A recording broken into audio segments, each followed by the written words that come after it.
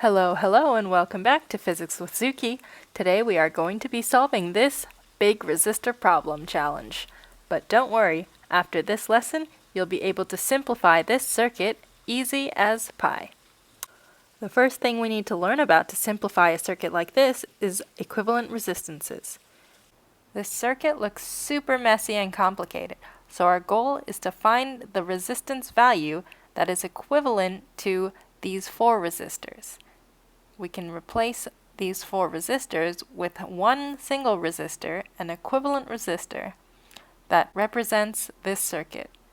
Then we can find out more about this circuit. First, there are two ways in which resistors can be connected together. The first one is in series. Resistors in series look like this. You know resistors are connected in series when they are connected at one junction. And when resistors are in series, it's very simple to find the equivalent resistance. Just add all the resistors together. So the equivalent resistance of R1 and R2 is R1 plus R2. If you have even more resistors in series, you can even add them together, R1 plus R2 plus R3 plus R4, etc. The equivalent resistance of resistors in a series is the sum of those resistors.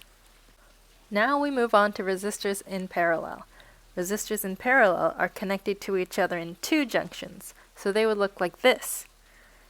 If you connect two resistors in parallel, they'll actually have a lower equivalent resistance than if you connected them in series. This is because now the current has two ways to flow through the resistors. The equivalent resistance for resistors in parallel is a little more complicated than calculating for series. To calculate the equivalent resistance in parallel, we set the inverse of the equivalent resistance to equal the sum of the inverse of each resistor in parallel. Or, alternatively, the equivalent resistance is equal to the sum of the inverse of the resistances, all to the power of -1. Now to solve that challenge question from the beginning of the video. If we were to replace these four resistors with a single resistor, what resistance would that resistor have to be the same circuit as this one? Let's also define the resistance values of each of these resistors. Resistor 1 is 10 ohm, resistor 2 is 6 ohm, resistor 3 is 8 ohm, and resistor 4 is 4 ohm. Okay, so which resistors should we add together first? I'll give you a second. Okay, are you ready? You might be tempted to add resistor 1 to something, but which resistor would you add it to? It's not really in series or parallel with exactly any of these resistors.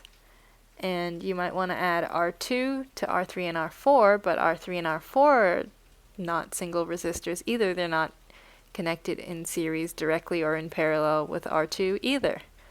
So our first step would be to combine R3 and R4, which are clearly in series. And how do we add two resistors in series? We just add their values together.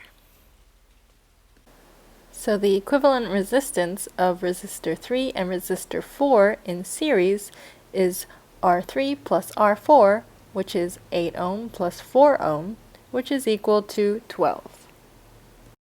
Now that we've combined R3 and R4 to be R prime, 12 ohm, what's the next step? Well, clearly R prime and R2 are in parallel, so we can add them as we would two parallel resistors.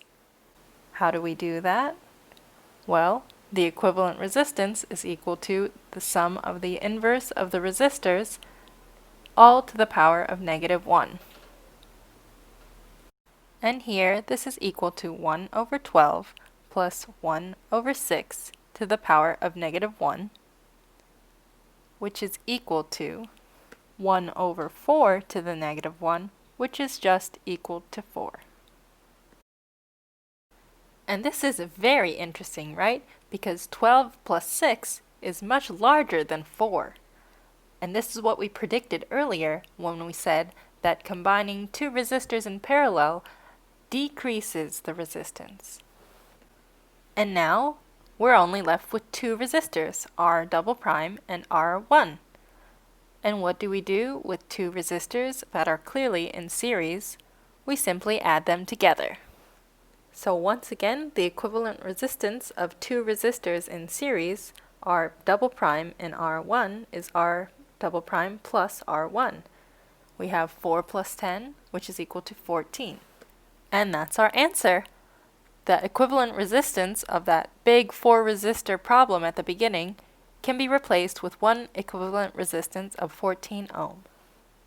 Not too bad, right? You're all experts now. That's all for today. Thanks for watching. Stay tuned for the next circuits episode and consider subscribing for more Physics with Zuki. See you next time. Bye-bye.